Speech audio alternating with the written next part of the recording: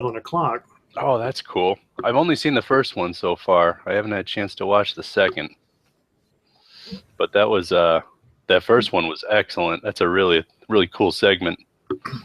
That's one of the ones I really enjoy too, where I mean I love the game developers, but one of those kind of more esoteric mat chats where you get someone who's, I mean, it's obviously something to do with gaming and the games industry, but a little bit different direction.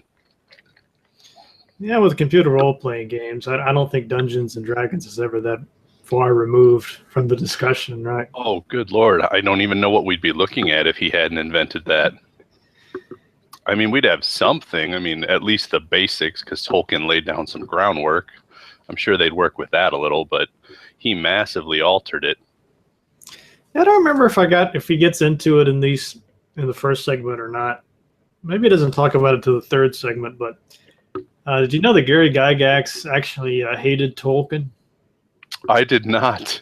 That's crazy. Yeah, that was in the book. It really blew my mind. Like, just didn't like the books type thing? Just didn't like the writing? Or I just thought the books were really boring, not nearly enough action. I mean, I can see in some ways where that might bother people. There's a lot of, it's almost biblical the way some of the genealogy goes down in those books. Yeah, I mean, it's been a while since I sat down and read the trilogy. I feel like that mostly occurred in the first one, though, where he goes over blank, son of blank, son of blank. I seem to remember long, lengthy descriptions of scenery and backstory and history and stuff that he does. Sometimes do that. I feel like, man, come on, get back to the action. Come on. His goal was Lord of the. Yep. Both of them similar, with long, winding, windy passages describing scenery from some tree that you don't give two wits about. On the lineage thing, he does that all the way up through the Return of the King. Does it really go that far? It's been a while since I read them too. So-and-so begets so-and-so begets so-and-so. Exactly. Well, it's not as prevalent in the Two Towers because they only really heavily introduce you into the Riders of Rohan. So you get the lineage stuff there, but it's not like in the first one where it's like, oh, this is such and such, son of such and such, who is of such and such, blah blah blah blah blah blah blah blah. He was a lot bigger, and he mostly wrote that to build a world more than to tell a story, though. So that makes a lot of sense.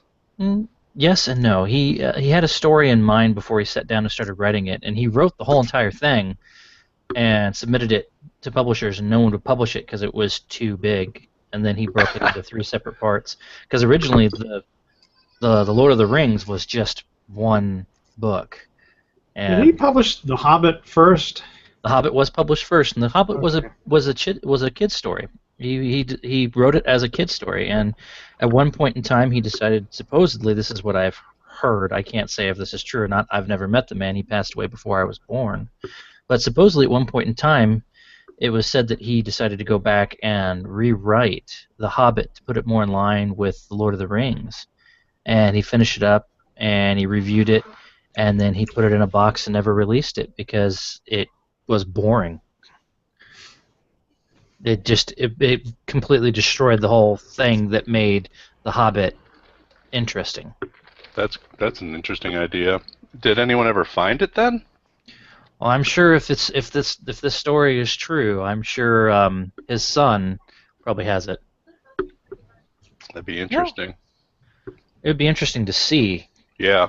But considering the fact is that as much as I like to read, I don't like the Lord of the Rings trilogy. Hi, Joseph. Hello. I've been trying to read I got some new books. Michael Moorcock, Elric Saga. I haven't ever read those. I decided I would take them on. It seems to me a little bit like Tolkien. Kind of almost a dreamy-like vibe to them. Have you ever read those, Michael Moorcock's Elric books? I have not. How far into them are you? I'm just maybe a quarter through the first one. I'm trying to remember when they were written. I picked up that Console Wars book, and I've been starting that. Whoa, that's a massive book. Yeah, it is. 1983, apparently. There's a lot of stuff in there, though, about the White Wolf. Kind of reminds, I guess, I don't know if The Witcher has anything to do with this series or not. Yeah, that'd be interesting. Geralt is the White Wolf. That could just be coincidence, though. Yeah, I mean, White Wolf, I mean, that's going to come up multiple times. Jeez. But yeah, it's another one of those really sort of meandering, slow build-up kind of books. I don't know if there's any real... There's been a couple of battles, but as far... Like I was talking with Micah Whitwer, before you got on, Nathan, we were talking about how Gary Gygax apparently hated Tolkien and just put Tolkien in there to kind of appeal to fans. I remember hearing him talk about that when I met him at Gen Con back in '96. Oh, hi, Adam. Doesn't surprise me. Like He didn't even... D&D was, yeah, D&D was such a pantheon hodgepodge anyway. Yeah, when I was talking with him, he talked about he was working on a new project. It was like an online computer game at the time, and Who were he you talked talking about to, Nathan? Gary Gygax. This was back in Oh, wow, you 96. actually got to meet him. Cool. Yeah, I actually have his signature somewhere on a AD&D book. Trying to think of where I put it, but he was talking about first edition AD&D, by the way. But he was talking about how when they were originally doing all the playtesting and stuff for what became Dungeons and Dragons, with the miniatures and chainmail and stuff like that, he said that he wanted all of the non-human races to be monsters. He didn't want elves and dwarves to be playable. He didn't really want those. They were humans and monsters, and that was it. He didn't like the whole idea of other races because he thought it would fractionate and cause problems. And he thought people would then liken the entire game to just Lord of the Rings, and he didn't want that. So, but I as much as I actually got to talk to him, my friend Ted knew him since like the 4th or 5th Gen Con. My friend Ted used to go to every Gen Con and had been going since the 4th or 5th one when it was like in the college off of Lake Geneva up there in Wisconsin, where it got its name from. And I never was there that long, but he seemed really nice. Everyone always said he was an asshole, but he was really nice to me. I guess I asked him the right questions and didn't piss him off. But I never did get to meet Dave Arneson, though. I did hear he was an asshole in the campaigns he designed. Oh. Gygax Shines or through Arneson? Yeah, Well, Gygax. both of them. Oh, yeah. Well, considering the state that TSR ended up in, is it any wonder that he was, ended up being an asshole? Actually, the state that TSR ended up in was not his doing, because by the time TSR started to go under and have all the problems with all the books it was printing and publishing, Gary Gygax was long gone because of No, I mean, infidelity with it. I think he was basically forced out of his own company, kind of deal. Yeah, I think that's He right. lost I the remember company. reading He Mike's lost the book. company because he was infidelitous with his wife, and in the divorce proceedings, she got the company. So his wife walked away with TSR, and Like I said, her that's the kind of experience that embitters a person.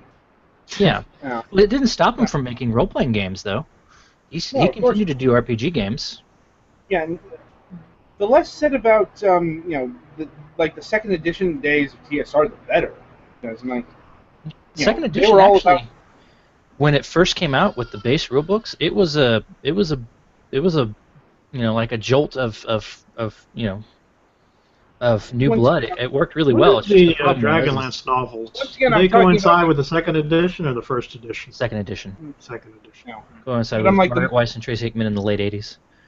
Yeah, but the lion's share of the second edition days was under when TSR was pushing Buck Rogers. Yeah, and because the family owned the license to that, and I think they would have gotten more money from it. So what's interesting is I couldn't get into that whole Buck Rogers thing. the setting is so fantastic, and the idea is so interesting, but the implementation is so damn boring. It just makes you want to weep. Talking about Buck Rogers games. the Countdown to Doomsday and Matrix Cube, the computer game versions, they're pretty good. Just basically D&D with laser guns. But the actual set-down game had all these stupid rules like, oh, so you're a pilot, so you got to do this, and it's like percentile checks and D20 checks and pressure checks. It's just like, oh my god, can I just play the game and stop rolling a stupid die?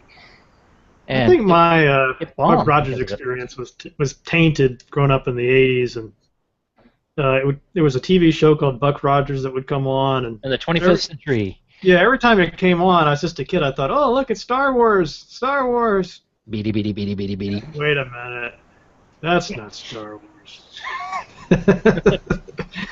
Which I guess in reality, though, Buck Rogers has been around a lot longer than Star Wars.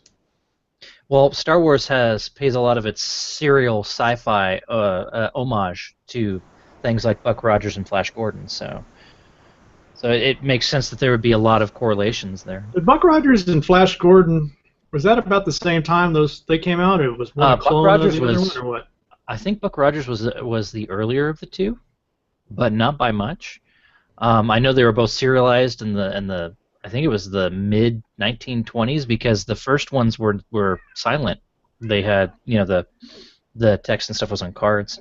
The interesting thing is if you buy the Flash Gordon Blu-ray, they have on the Blu-ray they have the first serial that still remains that they have footage of for Buck Rogers, like the first full series serial that still remains complete on the Blu-ray. Have you watched it, Adam? No, but I don't really buy Blu-rays anymore. I like watch everything digitally now. But yeah, it's like the old Republic Pictures serials. I've seen some of them. RKO. Are you guys excited about this new batch of? I guess it's not new consoles, but new updated consoles. We talked about that on my show, and I'm very skeptical about the idea because so you run the risk of splitting your user base, or you don't have any developers taking advantage of the new hardware. Because there's going to be an inherent benefit by the new console just because it's more powerful hardware. Like games that are struggling to reach 1080p on the Xbox One will reach 1080p on the Project Scorpio. But it's also, like Microsoft's already said, don't expect any Project Scorpio exclusive games, which means that you're not going to have games that take advantage of the full power of that system. PlayStation 4 Neo is a bit of a question mark because Sony acknowledged it but didn't talk about it at E3. And I'm actually more intrigued by the Sony offering this time because I've already got an Xbox One. I don't have a PlayStation 4.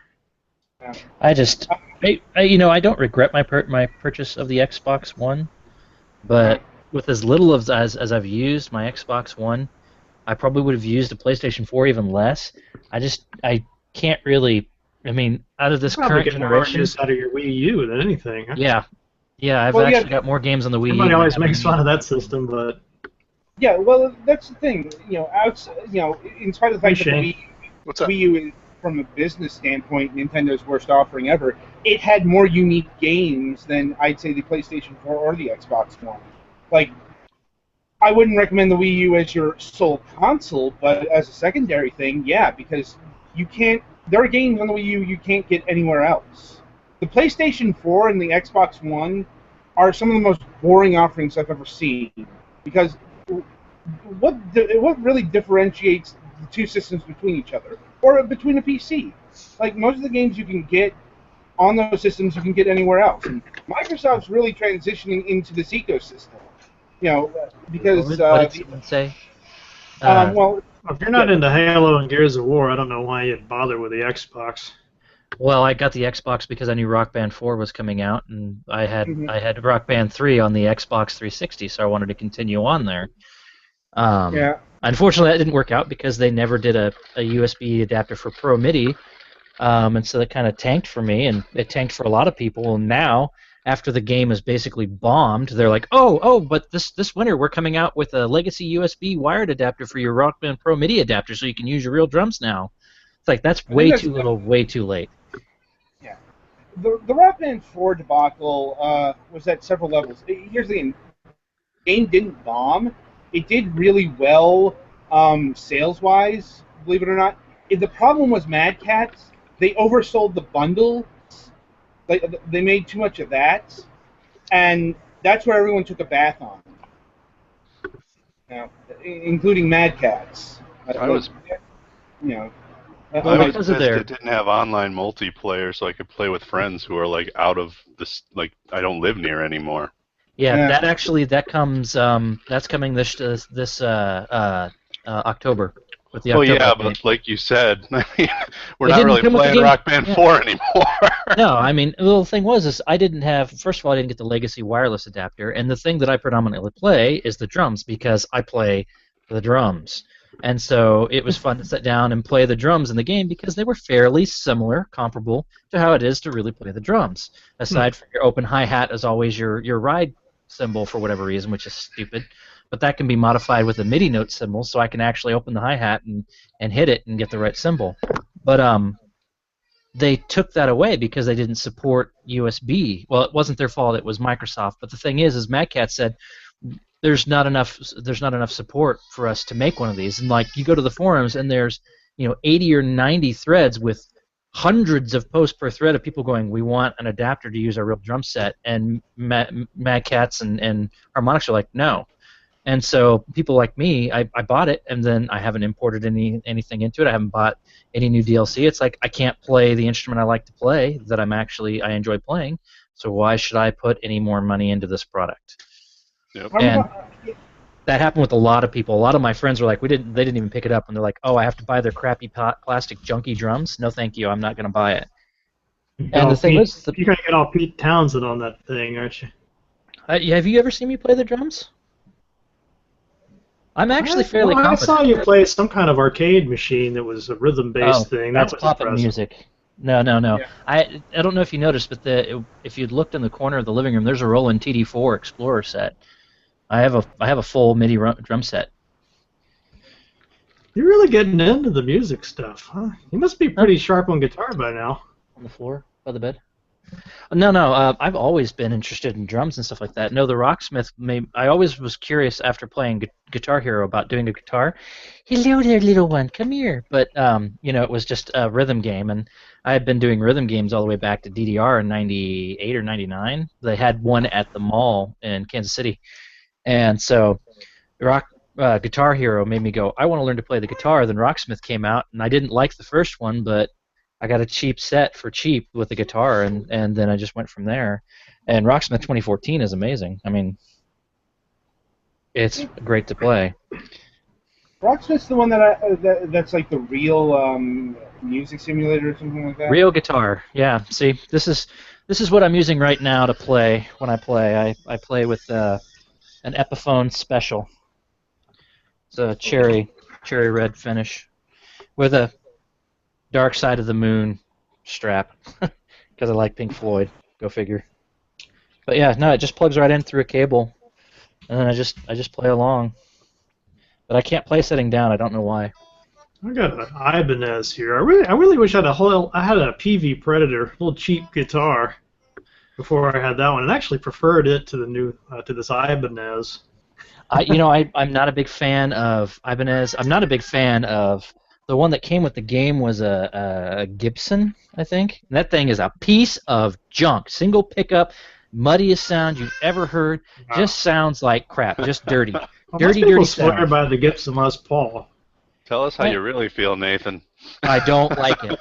But the thing is the game, that was the guitar they built the cable around, and so if you want the game to pick up your sound always when you play with that piece of crap.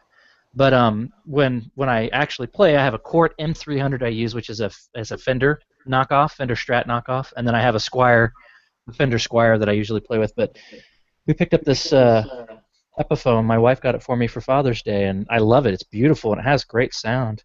But it's, All right, guys, I have to say, transition from Axe to Gygax here, because we got Mike. Hold on, I gotta say, as much as I love y'all, I basically rearranged my schedule when I saw that Michael Whitler is going to be here. Yes, so. let's talk about D&D. Thank you. That's awful nice of you to say. Yeah. Well, I've actually been talking with you and John Peterson about getting on the show. So, you guys are right up in my wheelhouse. So I really enjoyed your stuff on the last couple of Matt chats. You ordered his book yet, Shane? Huh? John Got his book yet? Sorry, I didn't hear you, Matt. I think. I said, have you got his book yet?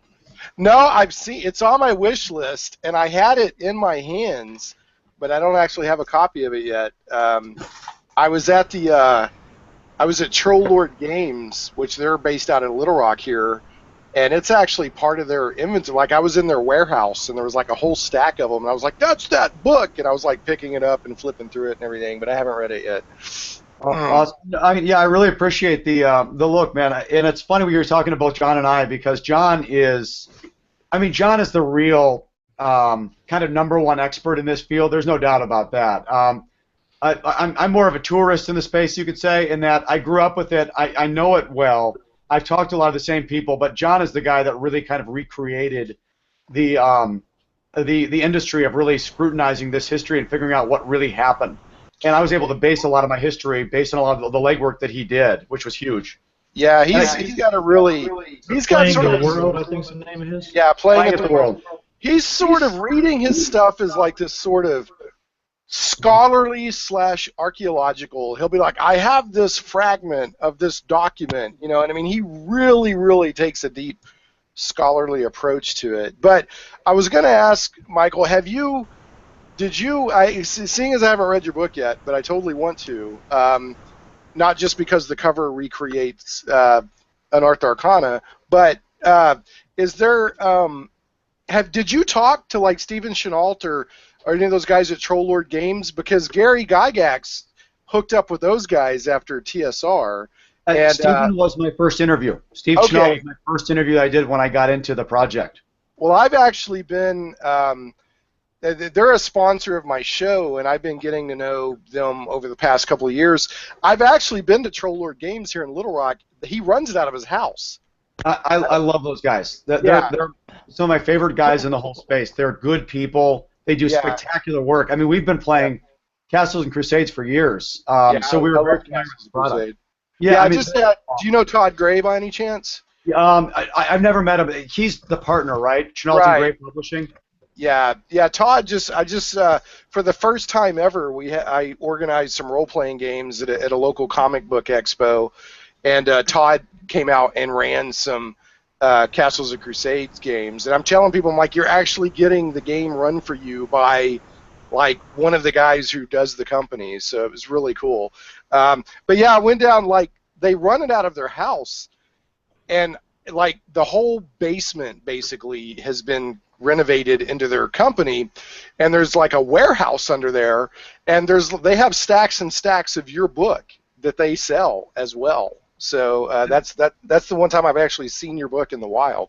They've been great supporters of the thing. Sorry, excuse me, my voice is going a little shot today. You gotta apologize for that. No, they've been unbelievable supporters, and they're just great people. And they had offered to retail it early on. Cool. Which was great, because the irony of the whole thing is that Bloomsbury is great in the commercial retail space, you know, i.e. regular bookstores, etc. But the hobby channels are entirely different, as you all would kind of expect.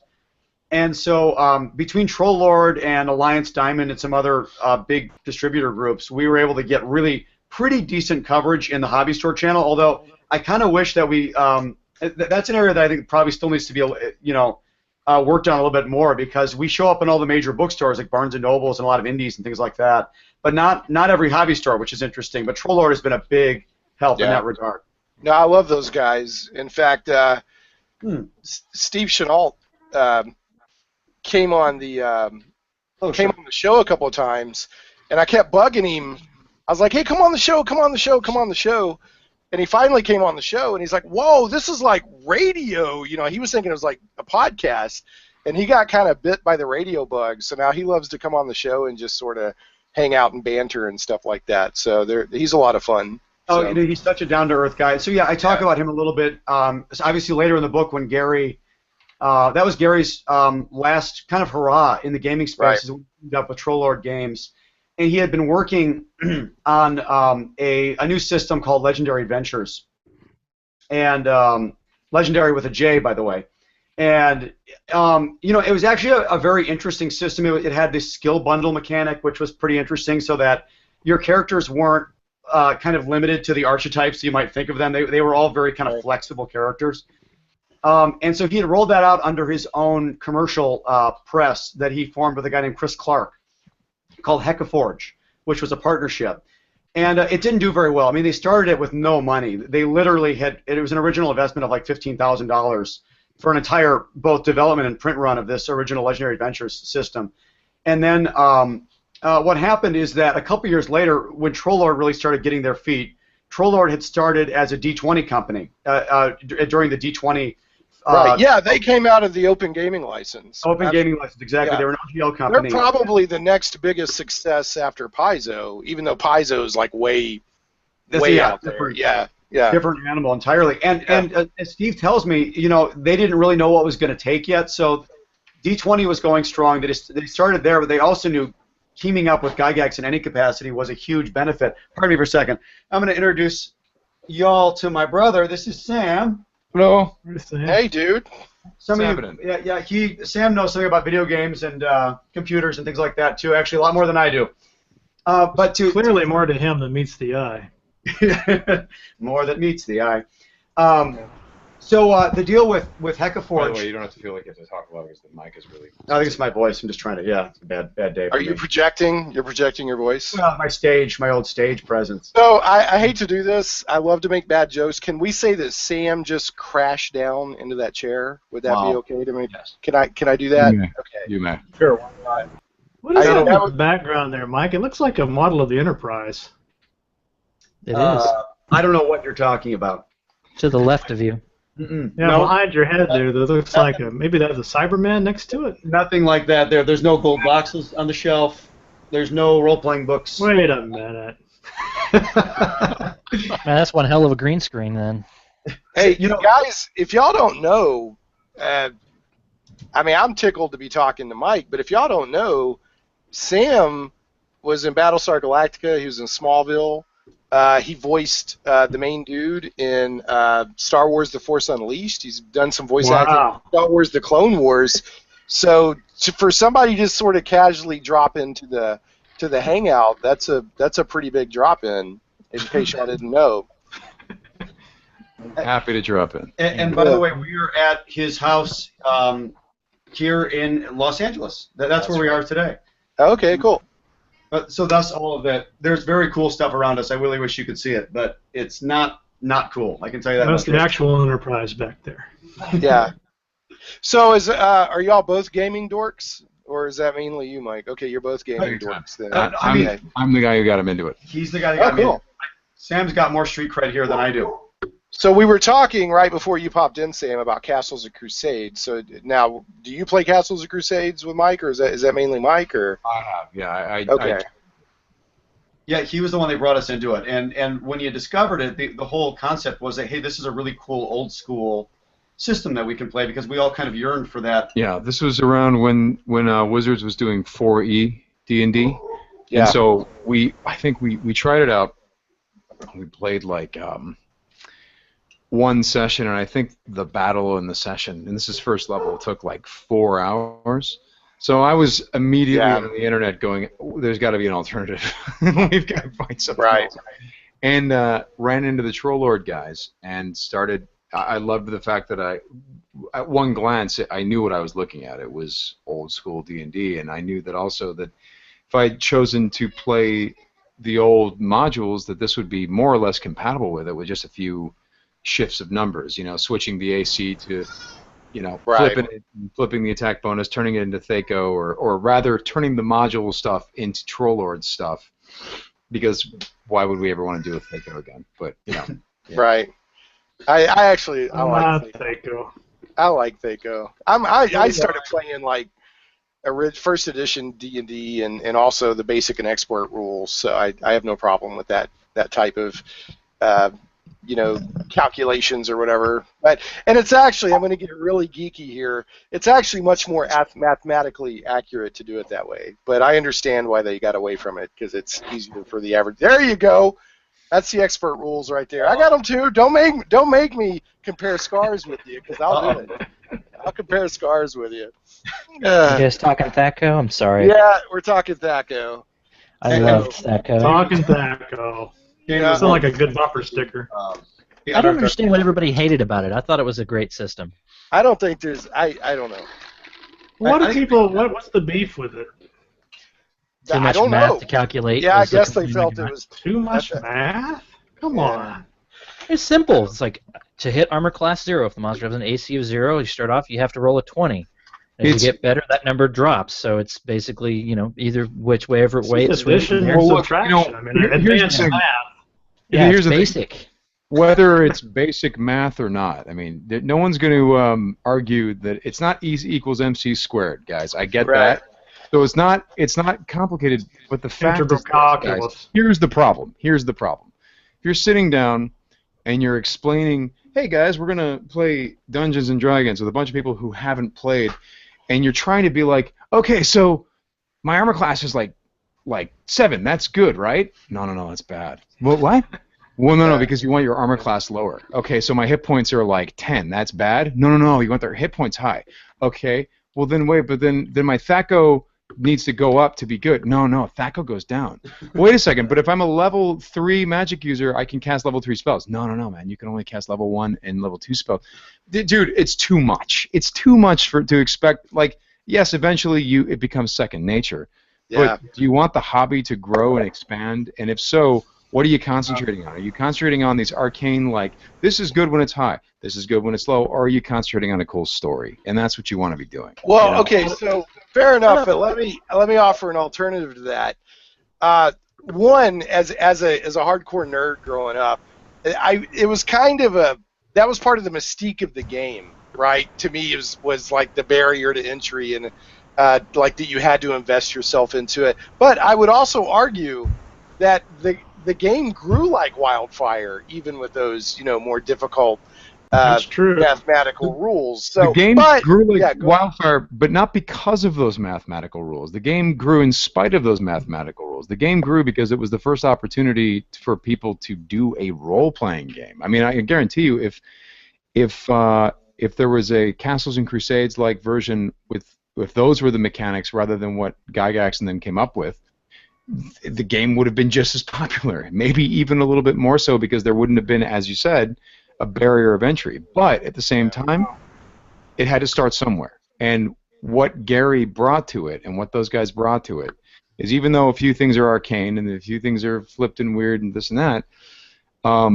they hit a sweet spot as far as mechanical complexity versus the storytelling ability. Right. And the problem as you went on with 4th edition and stuff like that is mechanical complexity started eclipsing the ability to tell whatever kind of story you want to tell. Now that's not to say that some people didn't love 4th. I know plenty of people who swear by it. But D&D with fire. D&D was always born to be an agnostic role-playing game, the one that everyone played. Like, oh, you play GURPS? Yeah. Oh, you play Traveler? Cool. Oh, you play this? No, I haven't tried that. Oh, you try Vampire? No, I haven't tried that. But we all play D&D. Yeah, we all play D&D. And that was because there was a very sort of neutral zone that was created for that game, and somehow Gygax just knew it. This is where it needs to live, right here. And I think that's what they went back to with 5th edition, where you're like, okay, now we can. If you want to just do it verbally, you can. You want to use miniatures, you can. If you want to make it a tactical game, you can. If That's right. Yeah. Well, and let me piggyback. One part of that is that some of the earliest stuff, the original booklets in the wood grain box, if you read those, they're really esoteric. Oh. Oh God. Yeah, right. Gary keeps talking about random number generators and things like that. So the things that are important to remember in those cases, right, are that Gary is talking to wargamers. Actually, he's talking to people that understand some of these mechanics. Yeah. So it's really weird to read it today, but people that were reading it that would have actually seen it in those days understood more of what he was talking about. And the other part that really I think Gary deserves an unbelievable amount of credit for is that he was trying to codify a game that had unlimited variables. And that's what makes the game so kind of remarkable. And why a lot of those rules and a lot of these goofy stuff that he'd introduced died away. Gary, for example, thought the game's going to be too crazy if we don't have a caller. In the original The caller. Do you guys remember? Have you guys read about the caller? What is this? Oh God. Oh God. Let me just read the rule to you. This is amazing. Oh, do you have it right there? I think so. If it's not in this book, it's in the red one. Something out of a square dance. No, it's in the red one. Yeah, basically, oh, here it is. Found it. Do-si-do. I love this. This is a rule. This is proper procedure for playing Dungeons and Dragons. I remember hearing about this before. Let's see if I can find it. Here, keep talking. Is that in here in the basic rules? Is that what he's looking at? I think so. It should also be in some other rule sets, but I'm trying to figure. out. It's not. I know for a fact it's in the original booklets. Whether they had cleaned it up for this or not, because I think Holmes. No, I think it's in here. Yeah, I think you might be right. I think they kept it in. So I mean, so at the end of the day, you've got a guy that's taking this really. Yeah, the caller, page B4. B4? Yeah. That they couldn't use I regular love this. number. Yeah, right. What the heck? B3. Okay, B4. Here it is. What in you. What in the world? Hold on. Mapper. At the start of the game, the players enter the dungeon, and the DM describes whether one player should draw a map. Oh, the player is caller. called the mapper. Okay, cool. To avoid, now check this out. This is great. To avoid confusion, players should select one player to speak for the entire group or party. This player is called the caller. When unusual situations occur, each player may want to say what his or her character is doing. The caller should make sure that he or she is accurately representing all the players' wishes. By the way, at this time, there could have been 9 players in your group. And there was one poor bastard who had to like parse what everyone wanted to do and report it to the DM because somehow, Gygax is like, no, it'll be too chaotic if everyone's talking and only one person talks to the DM. No wonder I've met so many old school players that are bald. It's like middle management. The caller is a mediator between the players and the DM and should not judge what the player characters do. Dude, like, are you kidding me? So, Gary's looking at you. I know I'm not supposed to judge you, but I'm totally judging you right now. So wait, Gary's like looking straight at you. Can you imagine this? Gary Gygax is like, all right, and then the beholder comes in. What do you do? And he's looking right at you, and you go, well, I did. Tell him. Would you please tell Gary that I want to attack the beholder with my wand of magic missile? He wants to attack the beholder with his wand of lightning. No, magic missile. Well, that is a lot less chaotic. Order has been restored. No, I mean, but like I love that example because it's a really good one. Here's Gary that took this conglomeration of different rules and shoot from the hip notes and other things that he got from Arneson and other places, and he's trying to codify it in a game that makes sense that can be played. The funny thing though, and I've asked about that rule specifically. I've asked Ernie and some other of the earliest game testers about it. It sounds like they didn't really use it, which I think is even more interesting. Is that no one ever really used that rule. It was just something that I think Gary's printing 1,000 copies of this and he's sending them out to the corners of the earth, and I think he's thinking to himself, someone that's never seen this before, how are we going to make sure to put the right parameters around it to make sure it plays? That's a crazy rule. We all know that today, but it shows a lot about Gary's forethought about how is this going to play when I can't control it, when I'm not there. Right. Yeah. Which, going forward, 4th edition didn't trust the DM at all. So, it was like, if you have a problem like this happens, and that happens, blah, blah. But can you ask the DM? No. I mean, maybe, but no. Right. Well, sorry, if I wanted to play an MMO, I would play an MMO. I distinctly like my RPGs on the tabletop distinctly separated from the computer versions that I play. I definitely wasn't. Do you like World of Warcraft? I would love to play a video game adaptation of 4th edition Dungeons and Dragons. But play Neverwinter. Yeah. No, that's not 4th edition Dungeons and Dragons. That's an MMO that's reskinned to be kind of like 4th edition Dungeons and Dragons. It's basically the Cities of Heroes in a D&D skin. Champions Online. Oh God, not Champions Online. Well, it's from the same guys who made Champions Online. Yeah, there was the original Dungeons and Dragons Online, which took place in that Eberron. World. Yeah, Eberron. It was fairly close. After several reiterations to it, it was fairly close to how 4th edition was. That's still around? I don't know. I forgot it even existed. I'm going to look. I know that D&D Online, there were a few modules on there, if that's what they called them, that Gary narrated. Gary Gygax narrated. Oh yeah, that's right. That's right.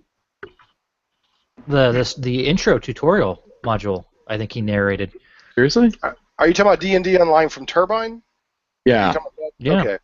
Yeah, I didn't know. I can check on. I actually know one of the lead engineers there, but I mean, I trust what you're saying. But I can reach out and see how involved he was with it. I didn't know that. I didn't know that. I don't even remember hearing the narration. I don't know if I guess it must say somewhere. This is Gary Gygax. I don't think it did. It's just the voice was this deep resonant voice, and it's like that sounds awfully familiar. I've heard that before. That's true, and it's not like it isn't like a narrator voice. That's how you know immediately. It's like, everything else. You walk into the deep dungeon and all this stuff. And there's one like, all right, you walk into a dungeon. What do you know? Yeah, okay, no, you can't tell me. Tell the guy next to you and have him type it in. Oh no, they have a caller on the PC version too. I got it. To be fair though, now I don't. Bring back the caller. Yeah, here it goes. I found a YouTube video that says Gary Gygax narrates Delara's Tomb in DDO. So interesting. And Dave Arneson evidently provided some voiceover for DDO. So that's interesting. Really? Did a piece of ductwork just fall down behind you, Shane? Oh yeah, that's my. Is that a? Yeah, that is my Arkansas heat defense device. That's a portable air conditioner that's kind of set into my window, and I plugged it out of my window so I could lower the blinds so I wouldn't blind everybody with the sunlight coming in. Otherwise known as the AHDD, the Arkansas Heat Defense. Yeah, that is exactly right. Yeah, it's I love Arkansas. I've grown up here. I mean, I've traveled around a lot and then came back. But it's just stupid hot here in the summer, and I discover the great indoors because it's ridiculously hot. So, how hot is it where you're at right now, Shane? Well, actually today's not bad. It's like 95 and the humidity's like 30%. So today actually isn't that bad. Our high today was 98. With the heat index, it was 107. Yeah, you probably beat us today up in Kansas. Humidity is at 84% because we had rain last night. But it gets just stupid hot here. So I guess that's the one advantage to living in Minnesota is the summers are nice. Yeah. Yeah, and 2 weeks long. Seldom gets above 90. Yeah. But back talking about the caller. Okay, so I have to say I don't agree with having an official caller and every possible situation has to be done through a mediator. But there have been times DMing, and I DM at a store, and so we're much more flexible. And we let. How many people do you have in your group? Well, that's what I was about to say. Sometimes, because it's at a store, and I'm doing it on behalf of the store to generate more interest in D&D, I've had 10, 11, 12 people in one session. Now, we make it work, and we have usually it's 5 or 6, but since it's not in my house, it's at a store, and I do it for the store owner, we try not to turn anybody away. And I've had times where it's like I got 10 people talking to me all at once, and I'm like, okay, you guys discuss among yourselves, and then let me know what you want to do, because it can get overwhelming. Armor class is 10. Is that good? Huh? Yeah, armor class at 10. And now it is. Yeah, now it's awesome. Yeah, they reversed all that with the 3rd edition. Second edition. You actually first what edition. What edition are we on now? I don't even know. We're on 5th. First edition and basic and expert and all that did not have THACO. It had a different armor class system, but it wasn't technically THACO. Right. THACO came in with 2nd edition. Right. Yeah, and then 3rd edition. Yeah, charts. Exactly. Yeah, charts. Right. Yeah, charts. And then 3rd edition. Which one had the feats?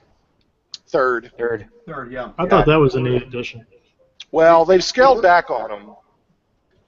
5th edition has scaled back on feats a lot. But yeah, 3rd edition, I'm sure people home-brewed or home-ruled feats, but it was the 1st edition to officially bring them in, I think. Yeah, and of course, Pathfinder has since taken that over really nicely. As the 3.5 edition, really, that was the outgrowth, and that's really what created Paizo as a player.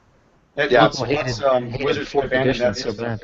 Yeah, it's a pretty wild thing, really, is that they kind of created their own biggest competitor. Well, and what I think what's great about that is that it really made Wizards kind of reestablish their game, and I mean like not their the game they were creating, but their ability to compete, because Wizards had this.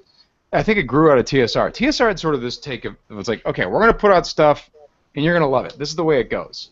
And there wasn't, the internet, so you couldn't get any feedback, and they were throwing stuff out there, and eventually the quality of what they were throwing out there, once they were under Lorraine Williams, started going down, and that didn't help anyone. But Wizards also weirdly had a certain arrogance about what they put out. I mean, to toss aside 3.5 and say, no, we're going to 4th, and this is the proper way, this is the way it should be, and this is the game it should be.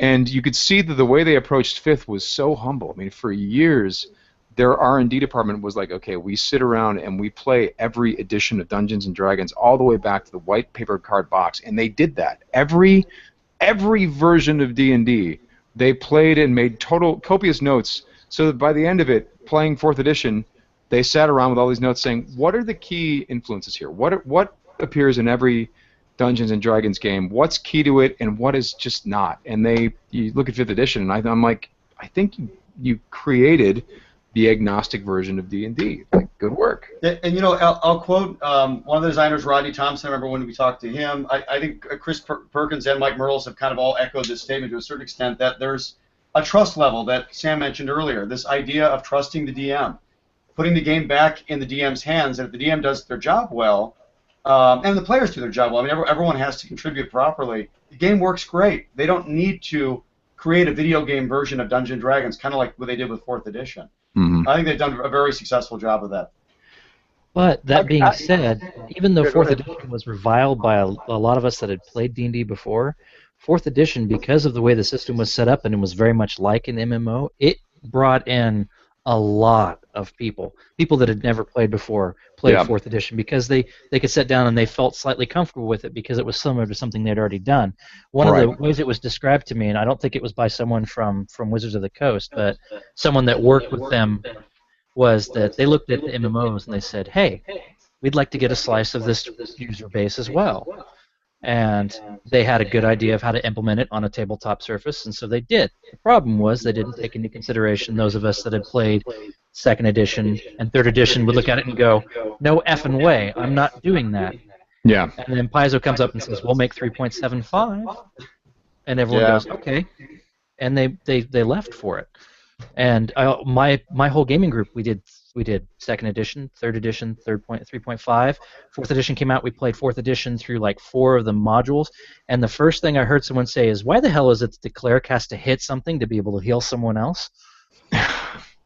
Yeah. What's that? What? Well, I remember, in the base rules for 4th edition, the healer's abilities to heal required that he actually attack and successfully hit, so that someone else could use one of their healing surges to heal themselves. There was a whole thing like also, like the whole powers system, that it's like, it used to be that if you're a magic user, you have spells. Those are your sort of powers. But then they pretty much gave everyone spells. Like the fighter abilities the dailies, the encounter abilities. Daily power, right? Exactly. Yeah. But then some of these things got super ridiculous. I remember like looking it over with a guy who was making a rogue, and he's like, okay, so there's a power. I think it was like, I can't remember if it was 3rd or 4th level, that you get the power to take some dirt from the ground and throw it in your enemy's eyes and like blind them for a round.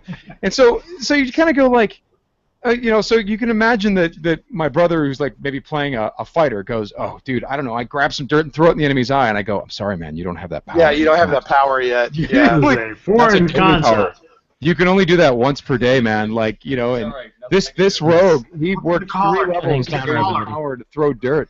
And so you start going like, literally, here's a power where you do a cartwheel and then hit a guy in the knee, and you're like, well, I don't get it. Like, so literally everything that you could possibly do is somewhere hidden in the level, advancement system as a power. It minimized the 4th edition was I understand why they did 4th edition. I can see the thinking behind it, but it was a false expectation that in order to grow the market, you have to cross over into video games, because the I mean, there's a major renaissance in RPGs and board games going on right now that has nothing to do with video games. Oh, yeah. So it was a specious thought that they chased down, like, hey, we just got to make it more like World of Warcraft because it's got 9 million players. But it was a disaster. I mean, I never actually played it. It was a disaster for us. Well, but for new players, it brought in a bunch of new players. It did work well for them, but it alienated a lot of their original user base. Well, and let me speak to that for just a second, because one reason was actually just dollars and cents. It was pure economics. Remember, Wizards, well, let's start with TSR. TSR basically was doing reboots of whatever the game every so often, right? But the last time they had done it, second edition, was something like 88 or 89. So Wizards takes it over. They roll out third edition. It's somewhere around 2000, maybe 99. It was somewhere in there. They bought it in 97. And so think about this. They roll this out. They put together a lot of books and a lot of material. They roll out 3.5, a lot of new stuff and a new kind of modular stuff that adds on to that. And then they give up on it by 2007, give or take. That's really pissed people off, was that they had bought all of this stuff that no longer had any invested in it. Yeah. Yeah, definitely. My major problem with 4th edition, in my opinion, was that they're like, everybody will have hit points. Everybody will be able to stand up and fight. It's like, even wizards will have hit points. And then you get into a fight, and the goblin does 20 points of damage, and your wizard's dead. It's like, wait a minute, what's the point of giving me all these extra hit points if the monsters do 4 times as much damage as they've ever done in the past? Well, one of the things that I remember Rodney was talking about was they realized, they're like, okay, every level hit points go up, every level attack bonus goes up, and every level AC goes up. They're like, everything it just keeps inflating. It doesn't really mean anything. So they're like, what if attack bonus doesn't really go up except for once every 4 or 5 levels? What if your AC stays the same? Now, are you talking about Rodney Thompson? Yeah. Okay. Yeah. I figured you were. With all these other, I mean, they have a great. They were just like, they're like, doesn't hit points, like, if we're scaling hit points, AC, attack, don't those things kind of model the same thing? Why don't we just scale one of them, like hit points? Hit points makes you harder to get a good, to kill you. So we'll just scale that. But they were really smart about those things in terms of the 5th edition. It's all manageable. But dude, we were playing, and we continue to play online on Roll20. We're playing this. We're playing the basic edition, and dude, it's so interesting to see how. So the first session, someone died. Why did they die? Because I think they had a total of 6 hit points, which was a very decent hit point roll. That was a decent hit point back then, yeah. And here was the thing, like this player who had never played any of the older editions. He was younger than us. But he's a great role player. He's honestly one of the best that I've played with. He's so good. And early in the adventure, he's in the tavern, and he wanted to buy everyone a round of drinks. So he took off his chainmail and gave it to the barkeep and goes, "Round of drinks for everyone," and everyone cheered, and he was very funny about it, and it was this great little scene in the bar. Later, they go to the Caves of Chaos, which are these dangerous caves where monsters live, and he's wearing leather armor because he couldn't afford to get chainmail back, and took a spear. Done that. Yeah, he took a spear to the gut and died because he got hit for 6 hit points. He was down to 0 hit points, and it killed him. That kills them. In the old game, you hit 0, you're dead. You're dead. You're dead. You're dead. And you should see what it does to the players when they live in that kind of world. Suddenly, everyone is pulling out. People are setting traps. People are throwing flaming vials of oil. People are trying to shape the battleground to try to funnel in the monsters to bottleneck them so they can take them 1 or 2 at a time. They're trying to use ranged weapons to their best advantage. You're always checking for traps. They're always checking, but not in a specific way, because there's not, they're literally taking 10-foot poles and tapping the ground and tying ropes off on metal spikes that they leave into the dungeon walls and doing all these things. And you should, again, the stuff they come up with just to survive, because they know they can't take any hits, is awesome. I mean, these guys took on huge amounts of monsters and have been winning simply because they learned the lesson from that guy that got killed. They're like, oh, we can't go toe-to-toe with them yet. We've got to be smarter than them. And see, that's what I grew up on, was that you could spend 30 minutes putting a character together, 45 minutes, an hour, and invest all this thought into the backstory. He's dead. And nobody cries. He's dead. And it makes when you do get a character to higher levels, it's much more of an achievement. Look what I did with this character, and I'm sorry. Go ahead. Yeah, no, I was just saying that's so the more there's no right or wrong. There's people who want the more narrative-based games that aren't death easy and this and that and the other. There's nothing wrong with that, but that doesn't appeal to me on an internal kind of level like the old D&D does, right? The edition that I want to play. Is this a joke or for real? 6th edition? This is a joke. This is the rule book, man. I want to play Dark Dungeons. Dark I want to Dungeons. play the game. Well, that's where you can. That's the one where you can cast a mind bondage spell on your father. On your father. Yes. Yeah. Bro, that's the one where if you get killed, you are the rules suggest that you hang yourself in your bedroom. Yeah. Oh yes. Commit suicide. Well, Yeah. and in the books they have real incantations. It's well known, just like with Dungeons and Dragons, that the book was full of incantations, teaching you to cast real spells. It's like, do the critics ever bother reading the books? I do love. Just look at the cover. I do love that these Christian groups were with zero irony. These groups were saying, "Take the books and burn them," and you're like, "Wait a second!" But the Nazis burned books. Come on, guys! Come Burning on! books is never. I don't think burning. Burn the books! And then some people were saying, "I burned the books." Then they were screaming. That's right. That was the rumor. Is that one They were person screaming? claimed that I threw a book. I threw one of fire. those demon books into the fire, and it screamed. And then Gary, again, classic Gary though, he did have a way of prodding things. Matt, I think last time we talked about how Gary had once he had kind of suggested in Patricia Polling's case that maybe she wasn't paying a lot of attention because she didn't even know that he played Dungeons and Dragons. Which, when you think about a parent not knowing that their kid plays D&D, that's a parent who's really not paying attention. Because you don't notice that your kids are hanging out in the basement, all talking weird stuff for hours. 8 hours, yeah. I thought they were just smoking weed down there, man. I didn't know. Right, that would have been better, right?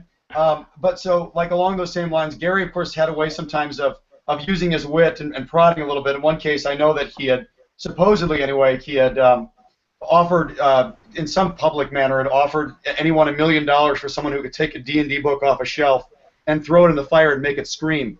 As one woman I'm pretty sure this would scream. You think this one would scream? I would scream. I know it does for a fact. That's No, right. you- Because Yeah, you would hear Mike screaming. That's right. But you know what was great is if you guys have all seen that 60 Minutes thing with Dungeons and Dragons. It's a new game that's poisoning the minds of the youth, and you're just like, this is 60 Minutes. What are you doing? Yeah. And what sucks about that is they cut here. You be Patricia Poling talking about your kid who. Are you guys died. gonna role play? Yeah, we are. And I'm gonna be Gary Gygax, and the fact is, Can I be the caller? these two, you're the caller, and these two interviews were cut against each other. When if you saw the interviews by themselves, they'd be totally understandable. But when you cut them against each other, a nice-looking Patricia Poling talking about her son who killed himself, and an incensed Gary Gygax who's like he's just kind of this guy with a beard. Gary looks like a total villain. It's kind of like this. Here. He's like, and I think the game is causing children to kill themselves. It's nothing more than witch hunt. These parents don't know what they're talking about. Cut to Patricia Poling. And I think what we need to do is inform and educate and blah, blah, blah, blah, blah. It's ridiculous. It's absolutely ridiculous. And you're like, Gary is right. She's wrong. And Gary was incensed about the way they cut it specifically. That's exactly what he pointed to. Don't cut me against the woman whose son killed himself. Right. I'm not going to come off as sympathetic. And she's just getting incensed. He was the beautiful boy. He was the beautiful boy. You'd be like, It's almost as if 60 Minutes was just doing it for ratings. Yeah, Absolutely. you're almost implying that even a well-respected show like 60 Minutes might edit things into a certain way. Well, What a shocker. Who would have? They're the ones that did the Datsun exploding car bumper. What, Yeah, are they the one? Gary must have been when he saw that 60 Minutes documentary. weird stuff. There was a big kerfluffle in the 80s about if you rear-ended a Datsun it would blow up. It was a Pinto, wasn't it? I thought it was Yeah, a I Pinto. think, was that the Dodge? Was it a Dodge? There was No, Ford Bento, right? Who was there was Bento? multiple ones actually, but the one that I remember is the Datsun, because they made this big huge deal about it exploding in a massive huge fireball, and they had to come out and say actually that car had been rigged to have that happen. Right. They got caught Yeah, Well, you remember, sensationalizing. y'all remember Top Secret, right, with Val Kilmer? There's like a whole scene in that movie Yes. that's a play on that, where it's like, "Arrgh!" and it just barely bumps. Yeah, it's like boom. Yeah. But okay, Yeah. so shifting over. You know, it's a I good wanna- hangout when you get Top Secret worked in there somehow. Yeah. Like, well, and if we'd gotten to the Top Secret role-playing game, then we'd be really cooking. Hey, I saved my money up and went and bought the Top Secret role-playing game. You want to hear something funny? Box set. Supposedly the FBI visited TSR. I read that. Right, because supposedly what happened was that there had been enough correspondence within the game about Top Secret that people were intercepting. And in fact, what happened is that somebody intercepted a memo or something that had this spy type language, and it was from a role-playing game of Top Secret. And so, not unlike with the Egbert incident, like it was like the authorities coming in and just paying attention to this company that was producing these games that were just fun games. Yeah, Bizarre. no, I totally believe that. I believe that could happen. I never But played Top Secret. Is that a? it was just pretty good it was a TSR game. There for a while. I mean, TSR, everybody thinks of Dungeons and Dragons, but they put out like Star Frontiers, they put out Gamma World, they put out Alpha before Top that, yeah. Secret. I mean, they do Boot Hill? Who did Boot Hill? Yes. Yeah, absolutely. they got their fingers in a lot of different genres, but Dungeons and Dragons is the one that, of course, just took off. But yeah, they had a lot, and I bought a lot of their. I'm pretty sure TSR did the Marvel role-playing game too. Yep. They did. It was a huge success for them. I loved that game. Yeah, so I still love the simplicity of the Marvel TSR game, where the attributes were by words. It went from like weak up to like. It was like incredible, and it didn't have numbers. It used words to describe, how strong you were, or wherever. Incredible, amazing, Yeah, uncanny. yeah, something like that. Yeah. But I was going to ask Sam. I was looking through your Wikipedia, and it mentions that you're big on the Star Wars role-playing game stuff. You got it. I loved the West End Games source books for Star Wars. Those were amazing, and Dude, not only were they amazing, but they were the beginning of the expanded universe. I mean, everyone thinks it's the Timothy Zahn novels, but Timothy Zahn, he was handed those books as research. So a lot of his cooler ideas in those books are straight from the West End Games books. And furthermore, I mean, they're still using those things. I mean, dude, there's a tank that's in one of the West End Games books. That shows up in like Revenge of the Sith 25 years later. Oh God, yeah. Like I'm reading about Imperial Inquisitors when I'm like 13 years old, and here I am, in my 30s. Right. And there's Imperial Inquisitors in a Star Wars TV show, and that's a big thing. Or for example, when Dave was telling me he was doing Star Wars Rebels, I gave him the Imperial source book, like a really good copy of it. I'm like, you could use this. So yeah, it's there. I even know of other Star Wars stuff that's coming down the pipe that capitalizes heavily on the stuff that was in those role-playing game books. Well, they made up. Was Jar Jar in those game books? Yes, he had a whole source book. No, I'm kidding. Yeah, the Jar Jar. It said it was called the Super Bombad Jar Jar source book. Right, which no one knew what that meant at the time, and we still don't know what it means, but we've heard it. Yeah. He said too many Super things. Bad thing for a while. He has to mention that game every hangout. The running joke with me and Matt is that our favorite game is Super Bombad Racing. So right. Star Wars, but no, it's Mega Bombad Racing or something. But what blew me away about the Star Wars West End Games stuff. Now, it's not unusual these days for super high production values in source books for role-playing games. Yeah. But they were like, they had like the full-page color glossy ads for like an astromech droid or an X-Wing or something like that, and they just looked amazing. And but I was going to ask from a game design standpoint, were you a fan of the dice pool, just using the dice pool of the D6s, or are you more of a D20 kind of person? Well, I've played every major, every version of the Star Wars role-playing game through, from West End Games all the way to the stuff that Fantasy Flight is doing now. I gotta say, for the Star Wars world, I actually think Fantasy Flight has it. Yes, right there. Mike's got it. Yeah, you like Fantasy Flight? Well, Fantasy Flight uses this narrative dice system, right? Which I think is so awesome. The narrative dice system is like this sort of trick where the dice are telling me as a GM, hey, make up something cool. Don't ever just be you hit, you miss.